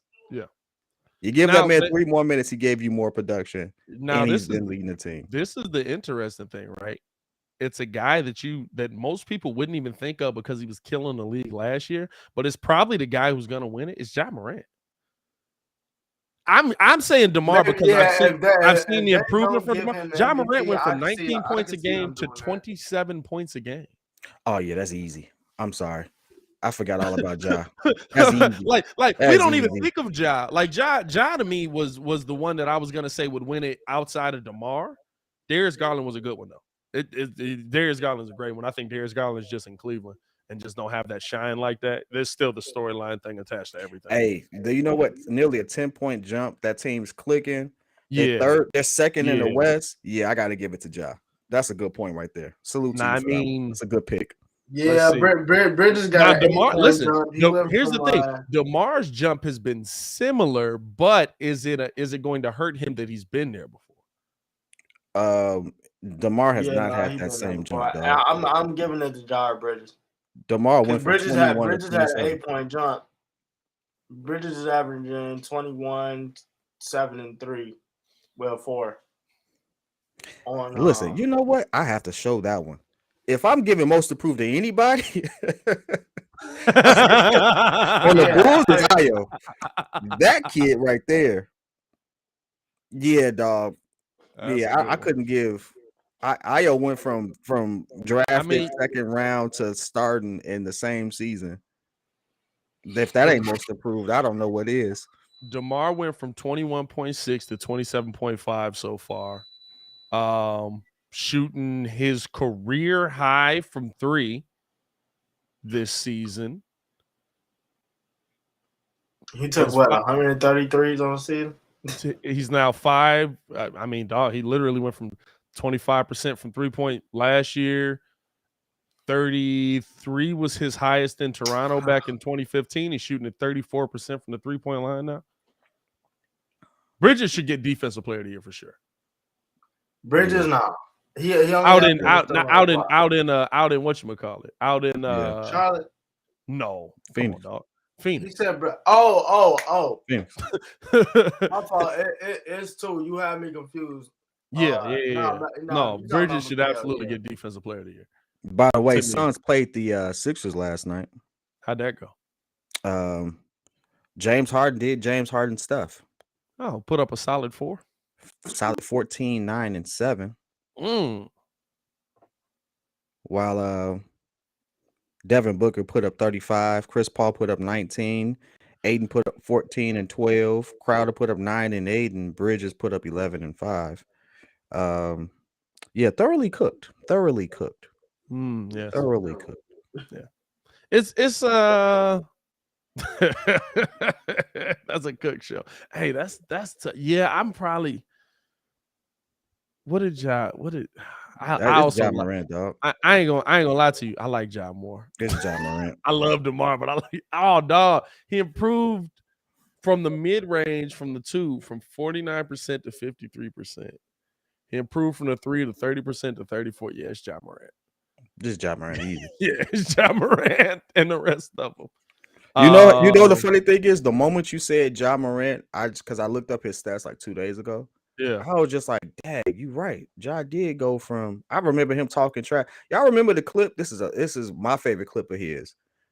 They were playing. I think James Harden was on Houston at the time, and James waved him off. He was open at the 3. Oh, and he cashed it. He cashed him. He turned around and said, "You better ask about me." Was that his rookie season or sophomore season? That was his sophomore year because his rookie year, James was still in Houston. When I saw that, I was like, you know what? I was like, you know what? That kid got it. Anytime you can look at legends in a game, or at least at that time, and you stare them down, I'm like, nah, that kid got it. And sure enough, I just saw him get better every game and go at everybody. And so now let's see the success that he has, and them being second in the West. Yeah. How do you Nah, not get a most Jaren improved? Jackson Jr. got it, bro. He got a steal and 2 blocks a game. For defensive player of the year. That's the next one I was gonna do. Defensive player of the year. What y'all got? I got Jaren Jackson Jr., bro. Giannis. Are y'all not looking at Giannis? Like, what are we talking about? I see Giannis, but I also see Bridges. Bridges is absolutely shutting people The down. only reason why Jackson Giannis Jr. doesn't numbers. get either MVP or Defensive Player of the Year is just because we get tired of saying him for MVP or Defensive Player of the Year. But Giannis has been doing all of it this entire time. We just got accustomed to it. It's like when we got accustomed to Kobe dropping 40. I don't think it takes away from Giannis. I think it's just that Mikal Bridges is also doing a similar Jaren thing. Jackson Jr. got better defensive numbers than Giannis, though. What is his defensive numbers? Jaren Jackson Jr. is a clamp. I ain't gonna lie. A steal and 2 blocks. Well, I mean, Giannis also puts up nearly 30 points with a steal and a block and a half. We talk about just defensive player of the year. I mean, talk about MVP. Just defensive player. I mean, like, he's there in that conversation, like right there. I mean, yeah, he's in. Nobody said he's not in the conversation. I gotta give it to Jaren Jackson. Like, see, that's that Black Air Force One energy right there. Like, he just want to stump somebody out for no reason. Like, nobody said he was out the conversation. Hold on. Jaren Jackson. Hey, y'all remember when we was like Miles Turner was gonna win Defensive Player of the Year because he was averaging like 4 blocks a game at one point? Yeah, I do remember that. Hey, is Miles Turner still playing? Yeah. I heard dang, homie. Early in the season, he was the man, homie. That happened to you. Jaren Jackson averages 2.3 blocks a game. You're right. And the crazy part is, like, Bridges' numbers to me, like, if you looked at Bridges' numbers, they wouldn't tell you he should be defensive player of the year. Oh no, that's why I typed in the wrong one. Well, let's look at this. What is the Stifle Tower averaging? Ridiculous. Probably like 7 blocks a game. Well, Jaren Jackson leads the league in blocks, so he has to be right there. So right now, Bridges is averaging 1.2 steals a game, 0.5 blocks a game. But watching Bridges play, he's absolutely been one of the best defenders in the NBA. Hey, but that goes back to Patrick Beverley's point. Like, I'm guarding the best player on the team. The last 5 minutes of the game. It's funny that like Pat Bev admits that like Russ saying that he just be out there getting active and flopping and screaming really like changed how people wanted to pay him, because Muggs started looking at it as like, yeah, that is what he does, because he like lead. Hey, did y'all see him on was he on JJ Redick podcast? Yep. But it was like just admit it though, you are a hack. And he was like, well, what's the definition of a hack? I'm like, somebody that fouls a lot. Okay. Hey, you lead the NBA in fouls. Like, bro, you've led the league in fouls the last 3 years. Now, let me ask you all this. When you look at defensive player of the year, do you also consider defensive rebounds? Because if we put in the whole package, but I guess you probably should. Then not really though. Then it's probably going to be Rudy Gobert again. Have we ever looked at that for it though? Well, I don't know. That's I don't know. Yeah, that's a weird one. But see, that's the it is that's a the defensive rebound. Yeah, like hey, listen. You know when we look at it, when you're not getting them. You're not getting them. This is the reason why Pat Bear brought up the point though. Like, Rudy Gobert absolutely plays his own. Everybody knows he plays his own. But Miles Bridges, Mikal Bridges, Jaren Jackson Jr. have the ability to switch on the best player and guard. Like, they can each guard 1 through 4. Jaren Jackson guards 1 through 5. I'm taking Jaren Jackson. This is the tough question with it, though, right? Yes, you're right, 100%. But where do you place your value, right? Because if Rudy Gobert's in the middle, you don't come down. Do you see how many shots he changed when we played them? No. You know what I'm saying? It's like DeMar wasn't getting them same back to the basket points as easy as it, because he had to worry about Rudy. Like, Rudy Gobert's presence changes how offenses are ran legitimately from literally from the cup out to 15 feet. And so at that point, like your guard should be your perimeter defenders. He's handling everything in the paint. That's why he got paid 200 M's. He does his job. No. You absolutely right about that. But I feel like it is something because I was with you until Pat Bear brought that up. It's something to be said about the last 5 minutes of the game. Yeah, Rudy Gobert can't contribute. I will say this: Rudy Gobert can't contribute versus shooting teams. Versus teams that shoot, which is why Utah never get out of the East, right? Because like if it's the end of the game and I'm playing the Golden State Warriors, I know they're trying to get an open 3-point shot to Steph, or they're trying to get an open 3-point shot to Clay, or they're trying to get an open 3-point shot to Jordan Poole, whether they're playing Rudy Gobert or not. The one thing I would say is I can't really agree with that because a lot of our best defenders, they're deficient at something. And so he's not good on the perimeter. That's great. But, let's take the Bulls, for example. Where do we always get killed? Corner three. Points in the paint. Yeah, points in the paint. When we don't win the points in the paint, we also don't have a defensive big down there. When we get killed on the points in the paint battle, guess what? We get destroyed. Look at it. Anytime we got beat by more than 10 on the points in the paint battle, we got destroyed. It's happened a lot of times this season. Rudy Gobert changes that for the Jazz. They get beat on the perimeter. So when you have that type of impact on the game, like Patrick Beverley, I love what he's saying. I love the confidence and stuff like that, but he doesn't affect change in a game like Rudy Gobert does. Like they don't game plan that says Patrick Beverley's going to do this. They literally game plan for we can't get into the paint because of this guy. Yeah. He changes shots. He does this. He does that. In turn, they also game plan for, we can't get these type of switches because we know, like, hey, if Alex Caruso's sending him off, he's automatically going to Lonzo Ball. If Lonzo Ball sent him off, he's automatically going to P. Will. Like, they need to build their team better for sure. It's something to be said about it. But I'm rolling with Pat Bev on that. But doesn't Ayo rank higher than Pat Bev when it comes to on-ball defense? Not no more. But he probably did it. He did at a point. He was he ranked higher than everybody in the NBA at one point in the season. His on-ball defense, his coverage was 93.5%. It was ridiculous, dog. Like people weren't breathing around that man right there. Then he started getting cooked. It's weird, dog, because it's like, right. I agree with both sides of it. Like I agree that like the paint's done. And so you have to kind of have that moment where you're placing value where value doesn't exist, because remember Darrelle Revis was like the best DB in football, and then you kind of like didn't think about him as much anymore. But it wasn't because he was no longer the best DB in football. It's because he's standing over there, so I'm not throwing to any side he's on. Yeah.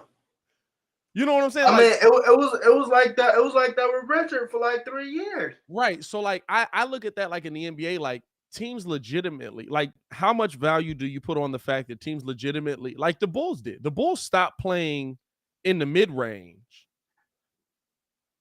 because Rudy Gobert was there and they were playing a zone. Like if you're a mid-range team, the Bulls absolutely were like, we got to shoot threes. No, yeah, absolutely. Because Rudy Gobert was in the middle. And then this is the thing too. And then I like the Gobert hate is crazy. Real quick. Hey, I'll say this. I'll say this, right? I'll say this. Crazy. I said this was the first year where I said I will 100% say that I'm willing to give him 200 M's, because he went from averaging like 11, 12 points a game to actually looking to get an offensive shot and averaging like 15 points a game. You a 15 with like, what's he averaging? 4 or 3 blocks a game? 2. So he's 15. He's basically 15 and 15 on 71% shooting. Yeah. With 2 blocks a game. He's always been top in rebounds and top in blocks. Yeah. Top 2 in blocks and top 2 in rebounds. He hasn't averaged less than 14 points a game since 2017. Yeah. No, that's crazy. I mean, he been doing his thing. He hasn't averaged less than 13 rebounds a something to game be- since that It's time. something Too. to be said for what I Pat will Bev say is this, saying, right? though. I will say this. This is the thing, right? Because when you start having that conversation, you're talking about him as an elite big. What does he do versus other elite bigs? One, I know he can't do anything versus Jokic because Jokic is not playing down there with him. Jokic is dominating him from a completely different spot. What's he doing against the guys like Embiid? What's he doing against the guys like, I don't know, I guess Vooch? You got to put him in there. What's he doing against the guys like Giannis? Because those are the guys you really got to look at him against and say, if you're shutting these dudes down, there's no question that you're the defensive player of the year every year. Last time they played, Rudy Gobert put up 17 points, 21 rebounds, 2 blocks. And Versus Joel who? Embiid had 19 points, Well, they 9 can't rebound, rebounds. so Joel had 19 points and 9 rebounds. That's an impact. Now, that's the an time impact. before, that's your probable MVP right there. The time before, I gotta say this part. Oh God. Joel put up 40 and 19.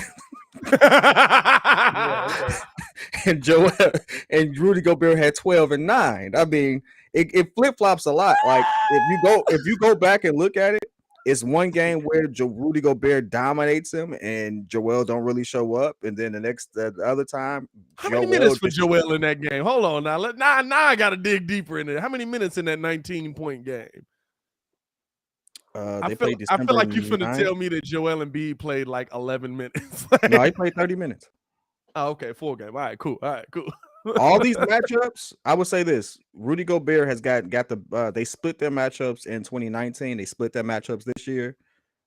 When you look at total production, and they kind of split their matchups in 2018 as well. Rudy Gobert doesn't get demolished. Well, he got demolished once, but he doesn't get completely destroyed when it comes to that matchup. So, fam, I'm gonna be honest with y'all. Rudy Gobert, I'm starting to feel bad for Rudy Gobert. Because I feel good for him on the rebounding side, but he absolutely has a team that just be like, hey, throw it up there. I'm watching Utah play, bro. I don't know how they get so many wins, bro. I'm not gonna lie to you. From a basketball standpoint, I watch Utah and I'm like, bro, what system y'all running, bro? What offense are y'all running? Bro, it is pick and roll, but then it's just pick and roll, and then half the time, what's his name don't take the role, so then Donovan Mitchell just snatched back and ended up pulling something. I'd be like, what system is this? What offense are y'all running right here? Giannis destroys Rudy Gobert. Oh, does he? Yeah. All right, so it's not even funny. Y'all look that up on your own time. Who you got for defense player here? For me, I probably got I would probably go Miles Bridges, but I didn't know Jaren Jackson led the NBA in blocks per game. That's you got Giannis. That's let's be real. That's all people really look at. I got Giannis. You look at blocks per game and steals per game. Nobody else looks at anything else. Who's coach of the year though? That's what I was about to ask. Who's coach of the year? JB. Monty. You going Monty? Nah, JB Bickerstaff. People didn't think Cleveland was going to win 20 games this year.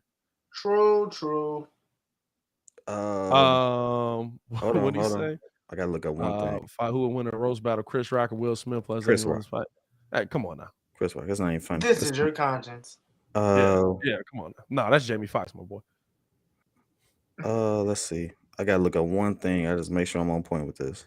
I got Tyler Jenkins. I'll say this. I'll say this. Oh yeah. I got Jenkins. Yeah. Nah, I got it. Taylor. Yeah, it's Taylor. It's Taylor. Because the Grizzlies are 16-2 when Ja Morant's not on the floor. Yeah, that's a good. And they're second in the West. Yeah, you're probably right. Yep. Yeah, I didn't think about the Ja Morant stat. I was going for. But this is the thing, right? What was Memphis last season? How many wins they have? They was on the play-in. Hey, they ain't had no 52. They got but I mean, this is the West. Rango, the play-in could have been 45. It definitely wasn't. No, last year the West got weak. The West been The a week what? since At LeBron. minimum, them joints is probably like 30. Hold on, I'll look it up for you. Last year for the play, yeah. I just be typing stuff generally, like my computer just know. They were 30. Hold on, wait. Yeah, they were 38 and 34 last season. That's a big jump. It's a huge jump. Bro, that's a 14-game jump, dog. I mean, yeah, and the season ain't over yet. But at the same time, and they just I'm just giving context to it, right? I'm just getting God dang. Hold on, I got to expand the list. They are yeah. At the same time, dog.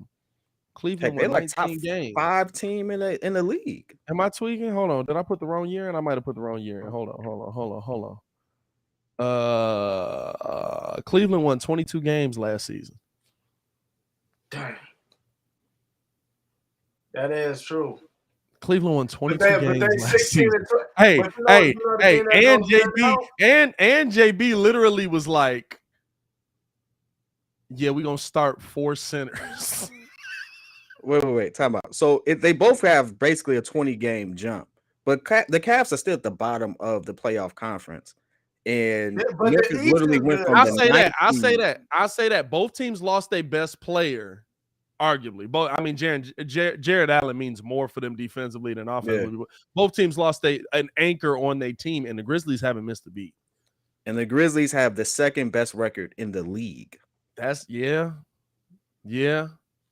Hey, weird. So here's a weird sleeper, right? Here's a weird sleeper. Not really a sleeper, but based on kind of the criteria we had, end of season. If the Bulls win 8 games straight, they could be right back as a top 3 seed in the NBA. Yeah, I don't see that happening. Could Billy Donovan? No, this is the thing. I don't see it happening either. No. Could Billy Donovan be a sleeper for it though, based on where this team was last year, from an 11 seed to a top 3 team in the NBA? Now you would have to win a lot by the end of the season, but I'm just saying, could Billy Donovan be a sleeper for it? The only sleeper I have for Coach of the Year right now is Nick Nurse. Nick Nurse ain't a bad one. I give you that. Nick Nurse ain't a bad one. They probably won't. Toronto makes the playoffs. No, Toronto is 6th seed. Is Nick Nurse? Nick Nurse and Ty Lue. Because if Clippers make the playoffs and they are 8th seed, Ty Lue has them in the playoffs with no stars. Yeah. No stars. Massive trade. He lost. They moved half his roster in the middle of the season. The star that they did get gets injured 10 games. Yeah, but they got. Well, no, they lost Robert Covington, right? They lost Robert Covington, and they lost Buddy from Portland. They both from Portland. Norman Powell. They lost both of them, and he still got them to the playoffs. The sleeper is Udoka. Wait, that's the coach of the year. I can see that. hey, if they finish the season, that's the coach of the year. What are we talking about? If they finish the season in the top spot, that's the coach of the year. That's Hey, how about this? For those who say coaching don't matter, man, we had some good turnarounds for some teams this year. Clippers are supposed to be the laughing stock. It's the Lakers that are. The Lakers have most of their stars. Yeah. The Clippers are literally rolling out there with Reggie Jackson, who waved them off several times. Like Reggie Jackson be balling too. Reggie Jackson, nuts. We'll have some content dropping throughout the day today as well. Yes, sir. We'll also be back for a live call. Kid got a video coming our way. Hey, yes, he was funny. Hey, Kid had me dying. He said, let me see what he do tonight. I can't drop. Oh God, video. I was like, he made me look bad. Hey, Kids got a video coming. I'll have some content coming y'all way as well. We'll also be live for Bulls Live Call tonight. Bulls take on the Knicks. Y'all already know we coming through with that bing bong energy. I don't care what it is because I got mad spice for everything New York, man. We're trying to smack them up like Chris Rock. Anyway, but as always, man, it's your boy Pat the Designer, joined by the pettiest man alive, Mr. P Kid, and of course, the man, the myth, the legend, formerly known as Ringo J, Mr. Stefan the Don. That's how we ended the show. Don't ask nobody. As always, man, hit that like button, subscribe to the page. Y'all stay safe out there, Chicago. Peace.